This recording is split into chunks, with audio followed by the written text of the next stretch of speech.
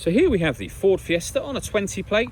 I'm going to start off by showing you around the outside of the car, and then we'll hop in and run through some controls on the inside. But from the outside, you can see it's a 5-door car with alloy wheels and tinted windows.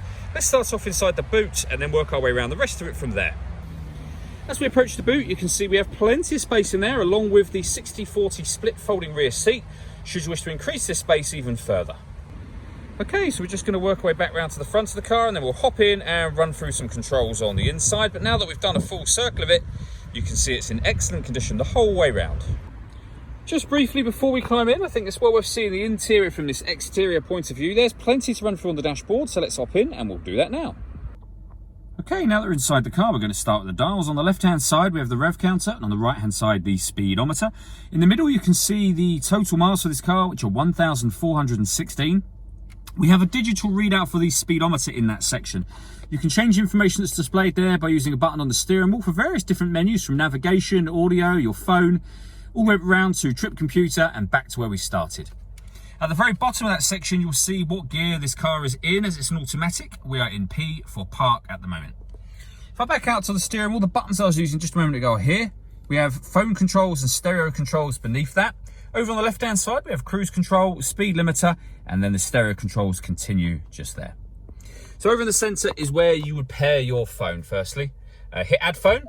Search for your vehicle on your device and select it once it is found. And then follow the instructions on screen from there. This car's got satellite navigation. There's a full video that shows how this works on both our website and also on our YouTube channel as well. When it comes to listening to music, there's plenty of ways to do that. You have AM, FM and DAB radio. You can stream your music wirelessly via Bluetooth audio, and this car's got 2 separate USB inputs, so if you plug devices into those, they'll appear up here as extra options.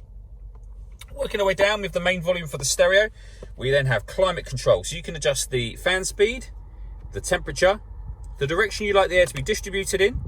Hit this button to turn the air conditioning on, and of course off again, so it's off or back on. Or you can hit auto. If you do that, the car will take control of the fan speed and the direction of the air to maintain this temperature. To override it, just readjust the fans to whatever level you want them on. We have a rear heated screen and a proper heated front screen. We have a heated steering wheel, and we have heated driver and passenger seats, both with 3 different heat settings on each.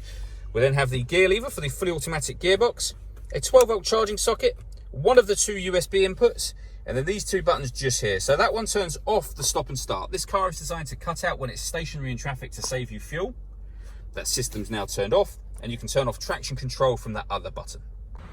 All that leaves me to say is thank you for taking the time to watch this video. If you'd like to come and see the car in person and have a test drive, please feel free to call any of our MJA sites. We'd love to hear from you soon.